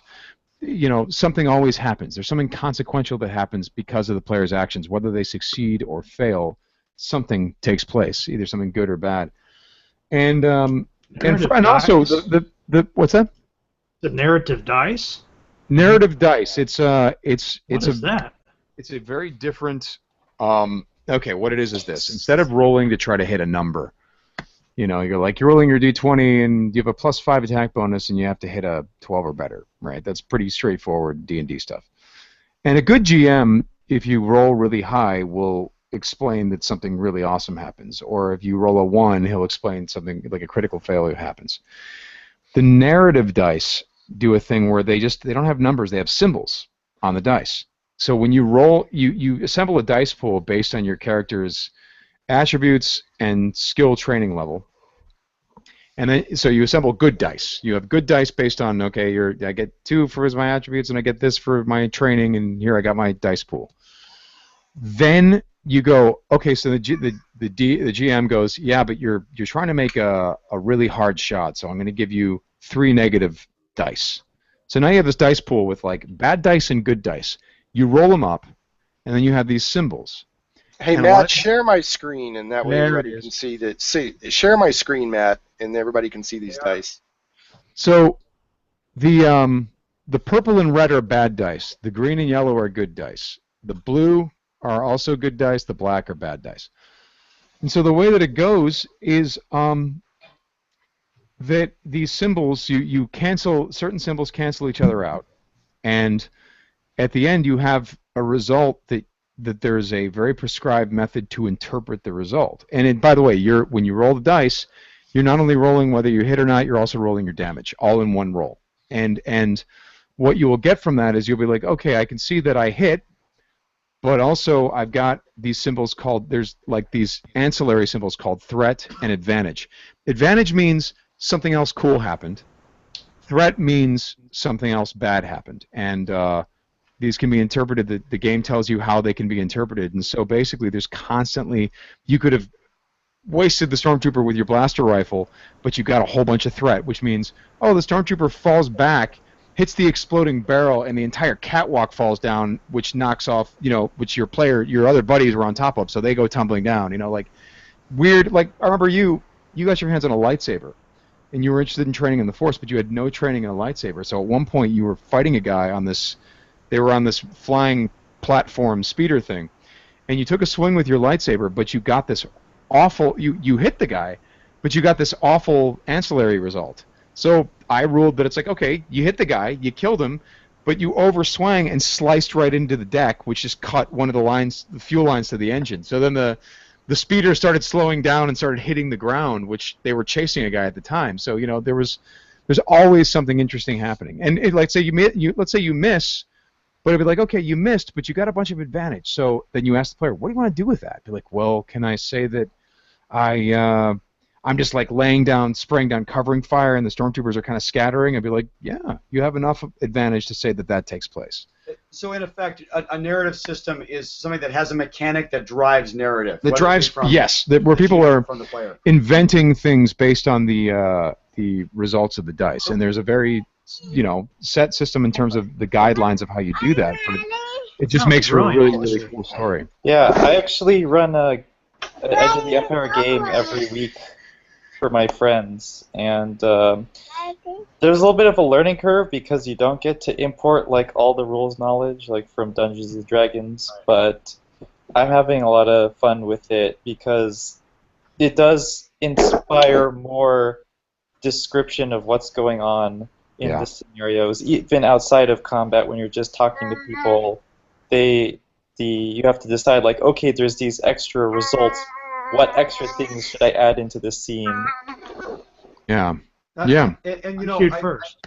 they didn't say this, but I think they threw out the Fate system. If anyone's played anything in the Fate system, which is a plus-minus dice system, which was a very simplified version of what Sam just described. In effect, you don't get it's not all that objective. It's kind of something good happens, something bad happens. You have dice pools. So I think that's kind of where they got this idea. But it's very well fleshed out. It feels, and it also feels like it grows out of the West End game system because there's definitely a feeling of that system pervasive throughout their stuff. So, and they also have some of the original writers from that. So, Oh, that's cool. Yeah, I'd love to see. Hershey. Say that again. Sterling Hershey has worked on like all of the Star All Wars of the role-playing systems, games yeah. and continues to. But dude, the FFG stuff is so good. It's just like not only that. Here's the best thing about it. It plays really fast. Like the battles that we used to have, because we had a D20 campaign running for many years, and we transferred it over to the FFG system, which was no mean feat. But Everything's sped up. yeah, dude. Battles that used to, our big giant battles, the big consequential ones, would last 2 to 4 hours, and suddenly they were sped up to 40 minutes. The big giant battle, the big Return of the Jedi style battle, was resolved in 40 minutes, and then the smaller shootouts, which would take 40 minutes in the old system, took about 15 in the new system, or 5 minutes. We had a few of them that like lasted 5 to 10 minutes, where you're like, whoa, that was quick. All right, moving on. Well, I'll tell you one thing that I like about. Now, I have not played the Fantasy Flight game stuff, even though I've heard nothing but amazing things, and I helped organize some of that. I was talking earlier about some role playing that I organized with Troll Lord Games, but I did play the D20 Star Saga Wars. edition?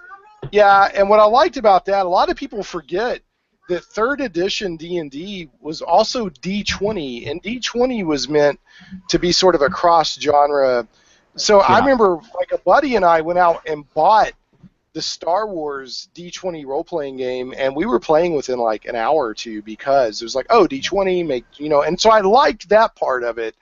But I have, major fond memories of the West End game stuff, and I want to play Fantasy Flight games. I hear nothing but amazing stuff about it.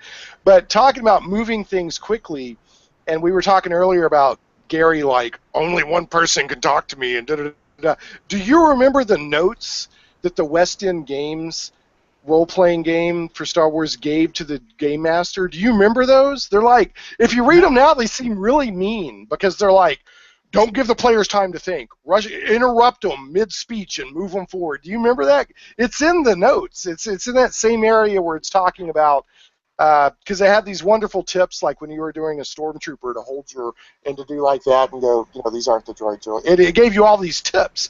Well, and like it said, when your players want to attack the Star Destroyer, it said pull out a big piece of paper and draw a huge triangle, and then put a little dot next to it and say, okay, that's you. So you want to attack the Star Destroyer, those kind of notes. But in that same area, they seem really mean now.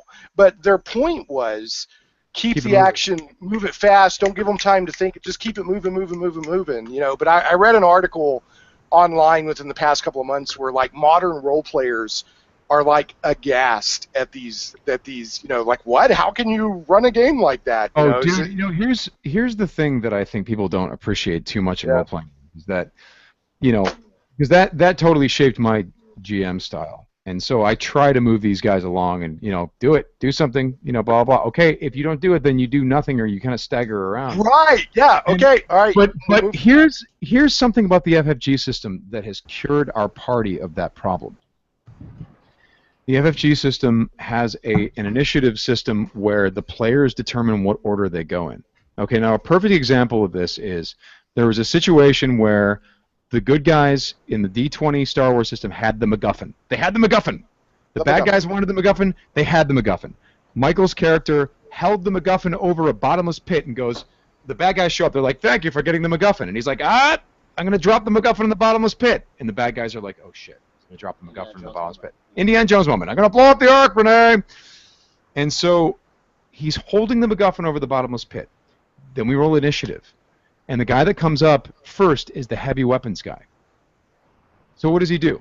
Well, first of all, he's playing a system that plays naturally pretty slow. The D20 stuff, especially when you get higher levels, it slows down, it slows down, it slows down. So he's looking at this from a perspective of like, my initiative number came up. I have to go now. If I don't make a difference now, I'm going to have to wait another, we had a lot of players, 7 players.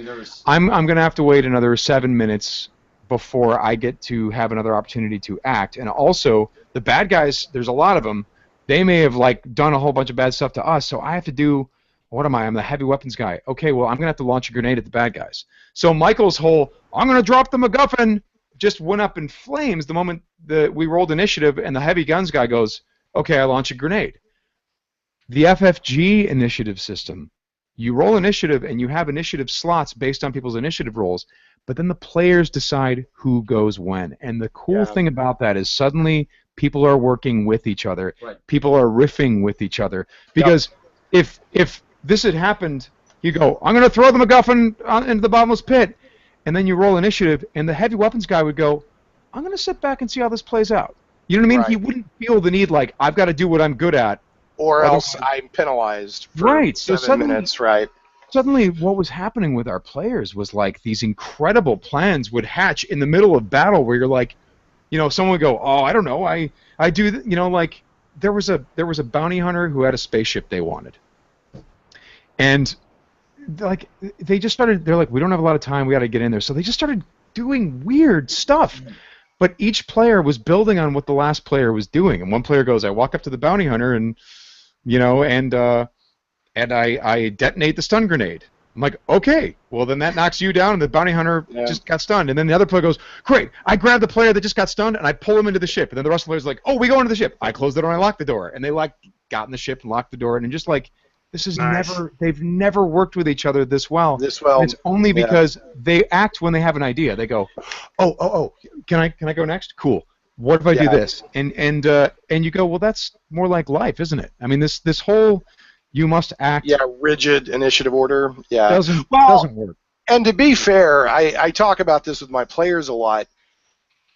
D&D is not a simulator, right? It's a game system, right? It's not intended to be. But you talk about initiative, and then I've got to run. Where we told our son we'd go take him to the park so he could swing. So I got to go by while there's still daylight. And which is killing me because this discussion is so right up in my wheelhouse. But before I go, I want to, Mike, I'll follow up with you to have you and John on the show. Sam, I've got I don't know if you're still there or not, but I've got a weekly Geek Talk. It's actually talk radio, over-the-air talk radio. I'd love to have you on sometime if you'd like to come on and just geek out. But I'm going to have Mike and John Peterson on sometime. But speaking of initiative. What you're describing, I don't know if y'all played Numenera, which the new Torment Tides of Numenera is going to be based on the Numenera game system, but it's the same way. When you do initiative, you either go ahead of the enemies or you go after the enemies, and the players decide amongst themselves, Smart. Hey, you three are going before the bad guy, and you two are going after the guy, and you go when you want to go. Another thing, and talking about initiative, one thing I really liked about Castles and Crusades was the initiative order changes every round, which I didn't think I was going to like that at the beginning because of the more dice rolling, but it makes for a more dynamic combat experience, and I really liked that a lot. I got to run, super jazzed. It was really cool to talk to you guys. And I just had a geek moment. I was like, I didn't realize, Sam, that you were Ocean Master in Throne of Atlantis, so that was really cool. Oh, so cool. I was looking through your filmography. I'm like, man, he's done a lot more stuff than I realized. So, it's just like geek moments, just looking through your whole filmography there and your voice acting and everything. But here's an interesting question that I'll pose, and then I got to go. Maybe y'all could talk about this or not. A lot of the people that are in here, including me, are also major video game heads.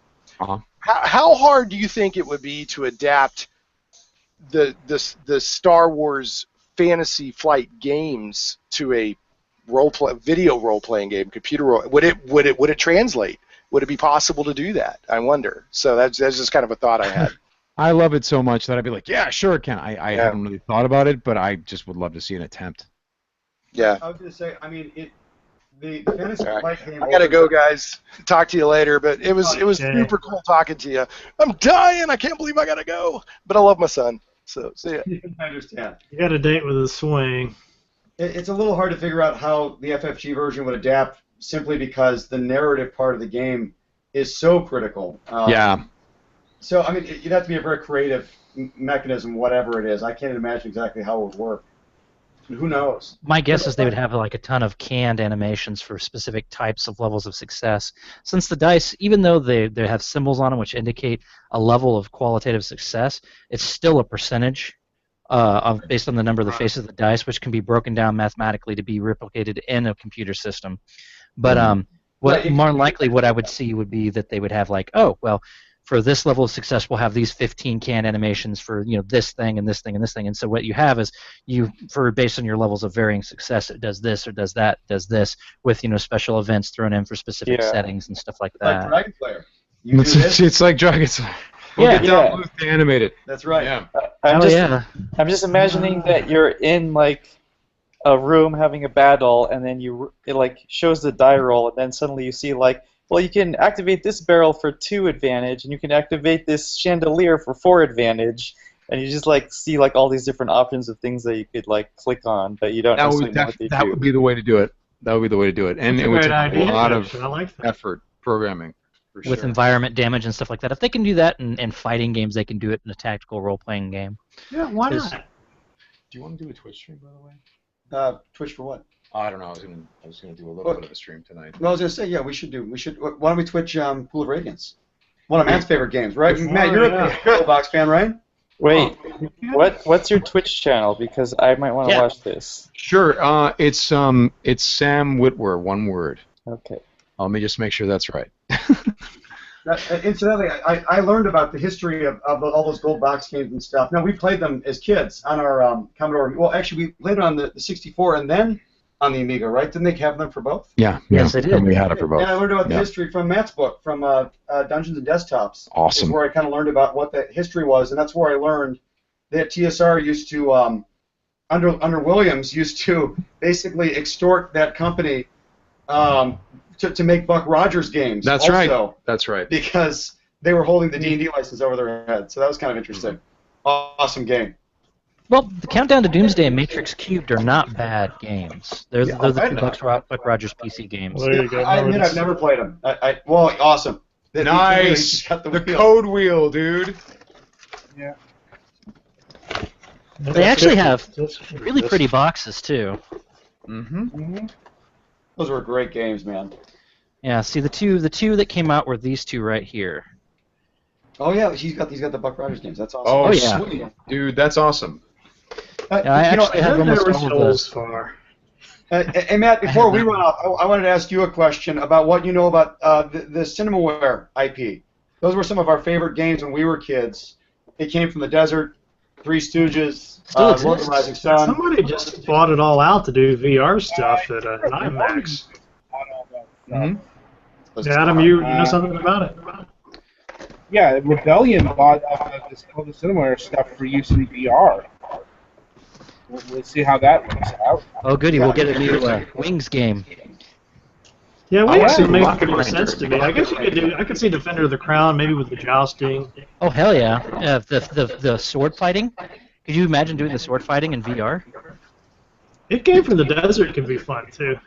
That game would really work. Giant ants, yeah, that would be fun. Yeah, am I the only one that when you played Rocket Ranger and then the Rocketeer came out, you're like, wait, somebody ripped off somebody here. Right. And I'm pretty sure I'd played this movie 3 years ago. Well, but Rocketeer, what we didn't realize is that was off of a comic book. So they ripped off Rocketeer, the original comic book. A little bit. Yeah, okay. Yeah.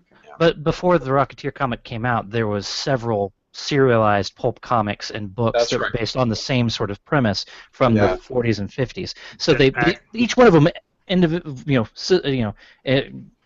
progressively ripped off the previous version when they came out with paperback. That's how it works, right?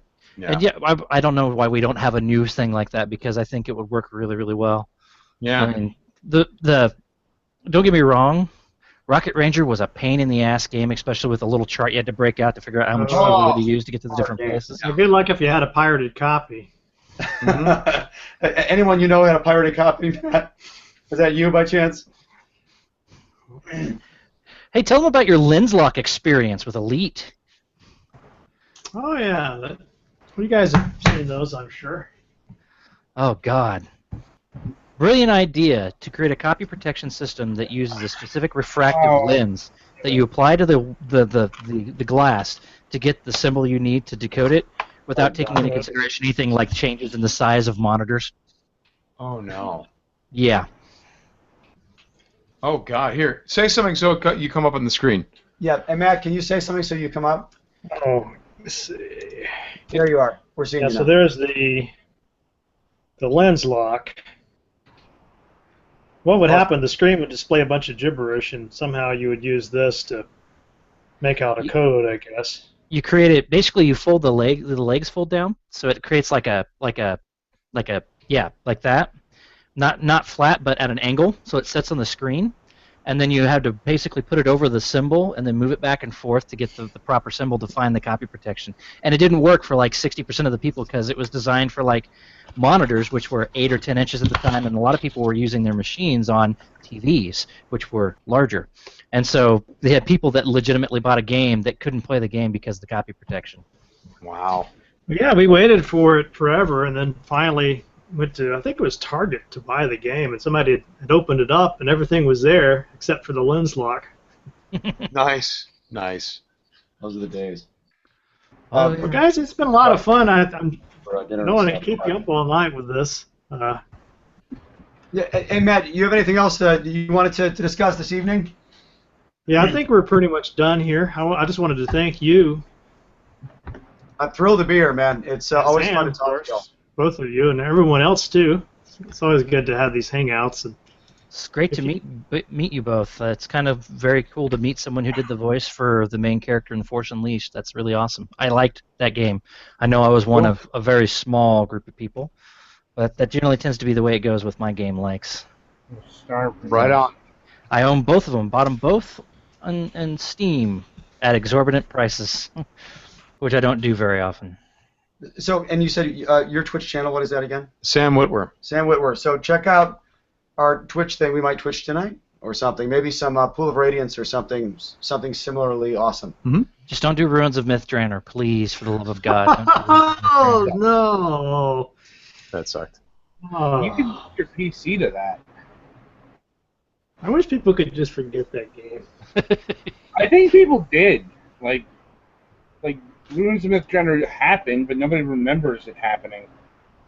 Oh, I remember it. I remember it all the way remember back to it, have to yeah. replace the damn hard drive because it killed the master boot record, and I couldn't get it to reformat. Yeah. I remember it was like that game slashed to half off for the second day of after its release. Yeah. But It it's went on still- sale real quick. Yeah. Well, everybody, thank you so much for having us tonight. Look forward to our next hangout or broadcast or whatever we may do. And you guys, if you haven't got this book already, go out and get it.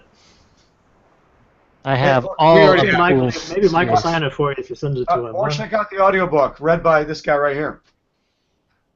Right on. All right. See you guys. Thanks, guys. Have a good evening. Take care. Bye, guys. Thanks again. Bye, everybody else, too. Was, You guys have was a quick pretty final cool. thought you wanted to share before we go? Well, You're going to have to go here in a minute. what's- My wife's back. Yeah. Well, what's coming up on Matt Chat? I suppose is the question. Well, I got the third part of this interview with Mike, and then after that, I'm probably going to start reviewing. I want to review Bane of the Cosmic Forge, and I'm thinking about maybe Might and Magic, one of the earlier ones before 6. Do 3. 3 is really good. Isles of Terra. I've got the Dark Side of Zine in the box. Well, if you have Isles of Terra, it's really good. It's a good one to start with. The first 2 are old school hard. Yeah, that's what I was thinking. I don't want something too old school. The first 2 will have you pulling out your hair. They've got lots of instant death type monster fights. Like random encounters. It's like, oh, look, it's a goblin. Oh, he decapitated my player. I guess you could also do like Heroes of Might and Magic. You know, but Yeah, have I? I don't No. think I've done one. Have I? Have I done a I don't think- Heroes? I don't think you have. Really? I don't. And now I have to look. Yeah, that's sad. I don't even remember. Yeah, I did it. Match at 58. There we go. I think I did the first one though, and arguably I think the third one is the best. Third one is my Yeah. favorite, but that doesn't necessarily mean it's the best. A lot of people will argue with you that the second one was better. Yeah. Wasn't there No one- a no one game? will argue. It wasn't a Heroes game, but something came out before, like King's Bounty or something. King's like Bounty. Yep, that's the precursor to the Heroes of Might and Magic series. That. Now, was that New World Computing that did that? Yes, it one? was. John Van Caneghem. Wasn't it was there something indeed. too, like a Fool's Quest or Fool's Errand or That one I don't know. something like that? The Fool's Errand? I don't think that's the name. Something similar. No, it to is. It is the Fool's Errand. Basically, the one that plays with cards, with tarot cards. Yeah, I think that it's got a connection to it somehow, right? I don't know. It was produced by Miles Computing in 1987, though. Huh. Oh wow! I love that. I really want to get my hands on a classic Macintosh with the black and white cube things. Well, if you don't mind it not being a classic black and white, I have a Quadra, or not a Quadra, I perform a 7 or 845. It's a 68040 at 33 megahertz with like 8 megs of RAM that I don't have a use for. Would If that I'm gonna play the old Mac games? It'll play the Shadow- black and white ones, but you'll have to put it into black and white mode. Dark Castle. Yeah, you can get them to play those.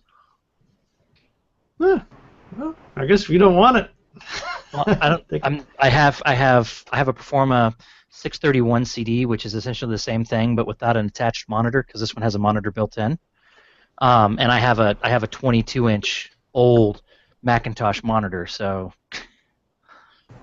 And you got like a warehouse there, don't you? I do. Yes, I do. I know. Right now, I have set up the IBM. I've got my Amiga 4000 tower set up. The Commodore Amiga 4000, one of several hundred. I have a Commodore Amiga 4000 tower set up, and my Tandies. Is that Aquarium a 720 or a 1080? That's a 37. But with the camera, it probably only comes through at about 640. This camera sucks. All right, final thoughts, Adam. Well, it was an interesting experience. Yeah, it was. I wasn't expecting Sam. I think he mentioned that Sam might come on, but that was a bit of a pleasant surprise. Maybe you should see if you can get an interview with him too. I bet he'd be pretty interesting. He has done voice acting for computer games and stuff in the past. Been on Battlestar Galactica, I'm sure that people want to watch the video just for that connection alone. Yeah. Wow, he's 38. You would not know what to look at him. Apparently they got some anti-aging something. It's called eating right and exercising and being healthy. No, Wait a minute, was he in well, a Dune movie? Because that would explain that. He's in the Star Wars Rebels series on Yeah. TV. Oh wow. Is that the one that's currently airing? Yeah. What character is he? Old Master Darth Maul and Emperor Palpatine. He's done the voices for those 3 characters. He was in Clone Wars. He played Darth Maul the Son and the Mandalorian Super Commando. He was on Smallville. Wow. Yeah. He did The Force Unleashed. He did Starkiller, The Dark Apprentice, and Emperor Palpatine. Did that for both The Force Unleashed and Force Unleashed 2. I liked those games. I don't know why people hated those. He was on The Walking Dead. Yep. As a X-Play, death soldier. Soul Calibur 4. Which character was he in Soul Calibur 4? The Apprentice is all it says. Oh, of course, that makes sense because it's the same character. I haven't played Soul Calibur 4. So. Yeah, that was the Star Wars DLC. He was in the Frank Darabont's The Mist. He was Private Jessup. He was in a movie called Gamer. Yeah, that's probably something best left untalked about. I haven't He heard was of in it. Crank. He was a henchman in Crank. That's no awesome. God, no master. The Gamer was awful. Or Man, it seemed like I have heard of that. Yeah, it seemed like it met with pretty harsh reviews. Wasn't that the one with the guy from 300? Starts with Gerard Butler. Yeah. Yep. Yeah, it was not good. Yeah, this is kind of cool though. It's like that 6 degrees of separation thing kicked in. Now we're all connected to movie stars. And we Skyped with a guy that gotta at least have worked with Gerard Butler, right? He was on the movie. That doesn't necessarily mean that he was. They're trying to figure out who's the biggest name that he's worked with.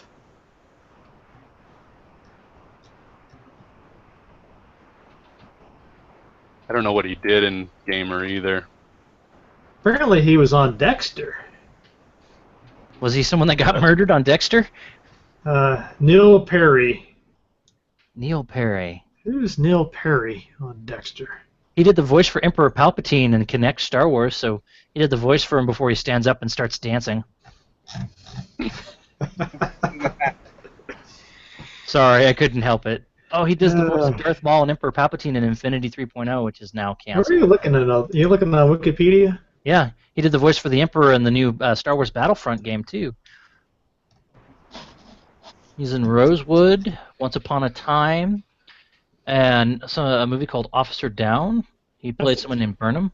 It'd be interesting to know how he got the role as Emperor Palpatine's voice. Did he practice that voice before he got the role? Or was it the other way around? He was Lieutenant Crashdown in Battlestar Galactica. It seems like I remember him from Battlestar Galactica. Anyway, it's kind of cool. He seems like a really cool guy. Yeah. I think the point of order is he's done a lot of acting gigs. It's like someone who's probably worth having on your show. Yeah, because his acting gigs are all right up my alley. Yeah, he's done video game voiceovers, and he obviously knows a lot about gaming as well. And my brother's a huge Smallville fan. Your brother would geek out because he played Doomsday. He played Doomsday in Smallville. He's gonna be kicking himself for missing this hangout. Sorry, bro. All right, so let's see, Chris. What's your final thought? Oh, I thought that was really cool, especially the bonus guest thing. Seeing all those you could even it came through once he started going through the rules. He got that professional voice on. I don't know if anyone else caught that. It just sounded. Yes, he slipped into narrator voice. It was like da da da, and then suddenly. Yeah, exactly. That was really cool. You're like, okay, that's pretty cool. Yeah. All right, Joseph. So my final thought was, because I think I told you guys we were playing an old school AD&D module, and I convinced everyone that we would play old school, so roll 3d6 all the way down for our stats. Oh, you are terrible, horrible man. And we had someone who died from a green slime. We had someone who got rock grub, but we managed to burn it off. And then I died. Well, we're playing where you don't die at 0, you go to -1 and they can still heal you. But I almost died to a piercer, which I didn't even know what that was. Piercer. Yes, they look like a stalactite, and they hang from the ceilings and they drop down and attack people. And they do 3d6 damage or something ridiculous. Because they impale you because they use gravity to help damage you. That's a kind of a scary thought. Isn't it though? Man, what kind of imagination cooks up stuff like that? Very active one. All right, Nathan, final thought. Final thought. I don't really have one this time. I do when you have time. I need to talk with you. I've got your hard drive out, or your compact flash card out, and I'm in the process of setting it up so that it's set up so it'll run without the accelerator. I haven't heard anything. I've sent them 7 or 8 messages. I'm going to assume that the ACA 620 either it's busted and I'm never going to get a replacement back, so that's $100 that I wasted trying to get you a little bit faster, and it failed.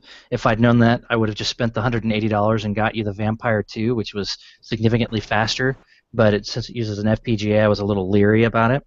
But everybody that has one of those says they work perfect, and everybody's having problems with the ACA 620. So I chose poorly.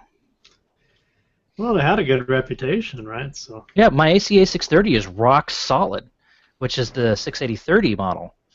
But the ACA 620, whatever they did, it doesn't work with half the revisions of the motherboards. It just doesn't work, and it didn't work. I had four different Amiga 600 motherboards here. I had a 1D, I had a 2B, a 2D, and an original revision 0E, which was labeled as an A300 Junebug, and the damn thing didn't work on any of them.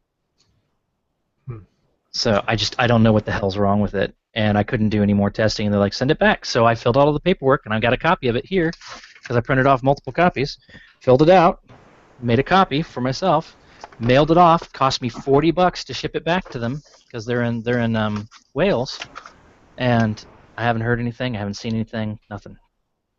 I wonder if there's some kind of problem with their design. Well, if there is, Jens Schoenfeld will never admit it. Because if he does, since he's such a small company, that would just ruin this whole company's reputation. So I'll get. I appreciate all the work you've done on it. Well, I'll get you all the games that you had originally on it back on it. Unfortunately, without having additional memory and an accelerator, WHD load games are pretty much won't run because you don't have enough memory. But any games that all the games I had loaded on it before, I'll get them all back on there and get you, some icon X's for them so you can access them and stuff. And if I find any other games that I think you might find interesting since you have the space, I'll pop them on there for you. And then I've got to go out and buy new screws because someone threw out my container of screws, which had your screws for the case in it. So I've got to go find some M4 screws so I can screw the case shut. It's been kind of hectic here. Sounds it. Which is another reason why I want to get the hell out of this town. Well, that 100-degree heat, huh? Well, the 100-degree heat I'm kind of used to. I have lived here off and on, and I lived in Texas where many times for a week the temperature was over 110 degrees without humidity. So, but it's a dry heat, so it's a little bit easier. The heat's not the problem. I just need a change of scenery. I need a change of scenery.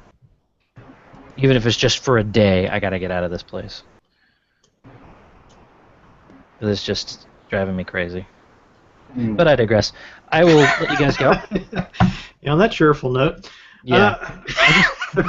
I'm tired. I'm exhausted. I know everyone goes through it at some point in time in their life. They're just like, I gotta get the hell out of this town, even if it's just for a day. Just go do something as far away from this place as I possibly can. And that's where I'm at. I'm just tired. I'm always not feeling well because the weather keeps shifting rapidly, so my Lyme disease just goes haywire. So I want to get out for a little while and get away from this area and just not feel like shit. Pardon my French. But anyway, I'll let you go. You guys have a good evening. We'll talk to you later. I got stuff I got to go do. I think I might stream a little bit tonight with Beck on some Space Quest 4. So. Oh, cool. Yeah, we did Space Quest 1 and Space Quest 3, so now we're moving on to Space Quest 4 until I can get Space Quest 2 set up, the VGA version, and make it work in Windows 10. We're holding off on that one. So. But the Infamous Adventures one? Yes. I have problems with it. It runs twitchy like Quest for Glory 2 does. And the fix for Quest for Glory 2, which was to run like a YouTube video in the background, which caused it to stop having the slowdown and speed up issues, doesn't work for Space Quest 2, and I don't know why. Well, it is a different company. What's that? I wish I could get those guys on the show. Infamous Adventurers? Space Quest. The two guys from Andromeda. 2 guys from Andromeda, yeah. It might be easier to Murphy get once they actually release. Well, when are they releasing their game? It's slated for this fall, 2016. So yeah, I'll tell you guys this. I actually got a bead on John Van Canningham. Did you really? All this time, yeah. Oh my God! It's really? gonna be a while. It's like 6 weeks or so, but sounds like I might actually be able to get him on. Holy shit! I haven't seen any pictures of him since he was like 20 when he did like Might and Magic back in the 80s. I don't even know what he looks like now. He's just been so far out of the public eye. Yeah. JVC. Yeah. He has made some of the best. I'm gonna have to make sure I get some really good questions for him.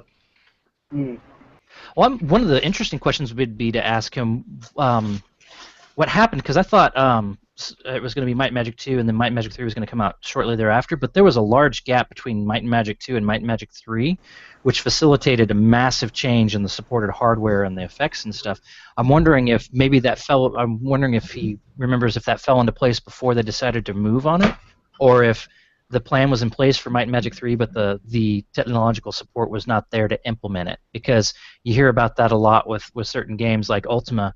Ultima 4, there was a break between Ultima 4 and Ultima 5 because he was waiting for the hardware to catch up with what he wanted to do. So.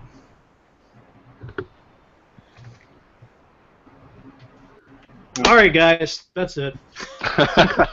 My God, he looks exactly the same. You don't have to go home, but you can't stay here. He looks exactly the same. Who, All right, James? catch y'all later. Yeah. There's a picture of him from last year. He looks exactly the same as he did when he was a kid, when he was younger. It's crazy. What is it with these guys and their age serum? I have no idea because I need to get some of it, but I digress. I'll see you guys later. Bye. Good night, everyone.